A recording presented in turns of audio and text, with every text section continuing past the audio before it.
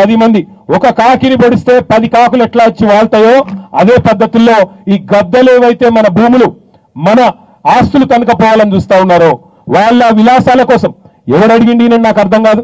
ముందు దమ్ముంటే చేతనైతే రేవంత్ రెడ్డి భాషలో చెప్పాలంటే మొగోడి అయితే 6 గ్యారెంటీలు అమలు చేయి, ముందు ఆ పని చేయి.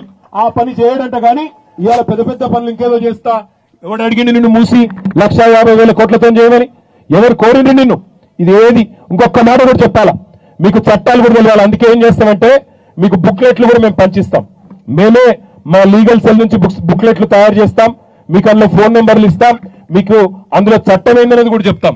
చట్టం ఎంత సాఫ్ ఉందంటే 2013లో కాంగ్రెస్ గవర్నమెంటే మన్మోహన్ సింగ్ గారు ప్రధానమంత్రిగా ఉన్నప్పుడు ఆయనే తీసుకొచ్చిండు భూసేకరణ చట్టం.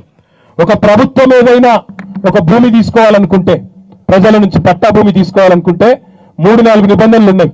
ఒకటి, మార్కెట్ వాల్యూకు 3 కట్టియాలి. ఇక్కడ రిజిస్ట్రేషన్ ఒకవేళ 60,000 గజం ఉందనుకోండి, లేదా 50,000 గజం ఉందనుకోండి, 3 ఇవ్వాలి. మీకు 100 గజాలు తీసుకుంటే మీకు 50,000 ఇంటూ 3 చేసి 1,50,000 చొప్పున మీకు కట్టియాలి. నెంబర్ 1. రెండోది, స్ట్రక్చర్ కాంపెన్సేషన్ వేరు, ల్యాండ్ కాంపెన్సేషన్ వేరు, అది కూడా మార్కెట్ వాల్యూ ప్రకారం ఇవ్వాలి. మూడోది, ఇవాళ ప్రతి కుటుంబంలో చట్టం చెప్తున్నా నేను, మీరు ఒప్పుకోమని చెప్పట్లేదు. మీరు ఎవడన్నా వచ్చి అడ్డం పొడుగు మాట్లాడి మీరు డబుల్ బెడ్రూమ్ ఇస్తాం పొండి అంటే చెప్పాలా? మీరు 2 కోట్ల ఇల్లు 50 లక్షల ఇల్లు మీరు తీసుకొని డబుల్ బెడ్రూమ్ ఇల్లు ఇస్తామంటే మీరు వాళ్ళకి ఆఫర్ ఇవ్వండి. వాళ్ళ అన్న తిరుపతి రెడ్డి ఉన్నాడు కదా, రేవంత్ రెడ్డి అన్న, మనందరం కలిసి చందాలు వేసుకొని డబుల్ బెడ్రూమ్ కాదు 4 బెడ్రూమ్ ఫ్లాట్ ఇప్పిద్దాం. ఆయన పోతాడో పొమ్మనండి. తిరుపతి రెడ్డి గారు ఒకవేళ 4 బెడ్రూమ్ల ఫ్లాట్కి పోవడానికి ఒప్పుకుంటే మనం చందాలు వేసుకొని తలా 5 రూపాయలు ఆయన ముఖాన కొడదాం, ఆయన బొమ్మనండి, ఆ తర్వాత మేము పోతామని చెప్పండి. అంతేగాని మేము డబుల్ బెడ్రూమ్ ఇస్తాం ఇది అది అని ఎవడన్నా బెదిరిస్తే మీ ఎమ్మెల్యే అయినా కార్పొరేటర్ అయినా ఎవడైనా సరే ప్రజాశక్తి ముందు తల వంచక తప్పదు. మీ శక్తి ముందు వాళ్ళు ఎంత పెద్ద వాళ్ళైనా మీరిచ్చిన పొజిషన్లే అవి. మీరు ఓటేస్తేనే అక్కడ ఎమ్మెల్యే, మీరు ఓటేస్తేనే కార్పొరేటర్. మిమ్మల్ని కాదని ఎవడు అంతకంటే గొప్పడే ఉన్నాడు.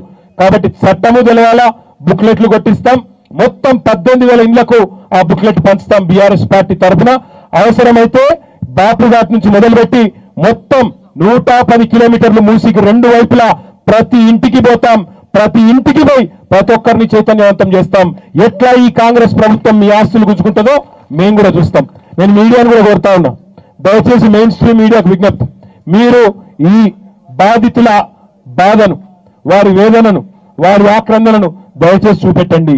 ఇవాళ అధికార యంత్రాంగంలో ఉన్న వాళ్ళు, అధికారంలో ఉన్న వాళ్ళు, వాళ్ళకి ఇవాళ పవర్ ఉండొచ్చు, కానీ తప్పకుండా ఒకటి మాత్రం మర్చిపోకండి, ప్రజాస్వామ్యంలో ప్రజలకు మించిన పవర్ ఏది లేదు. ఆ విషయం మర్చిపోవద్దని నేను కోరుతా ఉన్నా.